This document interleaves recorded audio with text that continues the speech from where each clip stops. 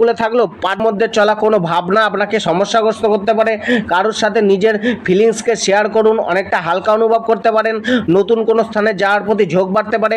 অর্থের অপব্যয় কিছুটা বাড়তে পারে। অর্থকে নিয়ে কোথাও ইনভেস্ট করার আগে কারোর সাথে আলোচনা অবশ্যই করে নেওয়া উচিত। বড় কোনো খরচা হঠাৎ করে সামনে চলে আসতে পারে। জবের ক্ষেত্রে আজকের দিন কিছুটা প্রতিকূল পরিস্থিতি তৈরি করতে পারে। আধিকারিকদের কাছ থেকে কিছুটা অসহযোগিতা মিলতে পারে। আপনার মধ্যে আজ সঠিক নির্ণয় নেওয়ার ক্ষমতা থাকলেও কিছু করার আগে বসের অনুমতি নিয়ে অবশ্যই করা উচিত। এটাতে আপনি উচ্চ আধিকারিকদের স্নেহের পাত্র হবেন আর আপনার মধ্যে ধনবৃদ্ধির পথ সুগম হবে। সহকর্মীদের থেকে কিছুটা সাবধানতা অবলম্বন করা উচিত। ব্যবসার প্রতি সচেতনতা আরও বাড়াতে হবে।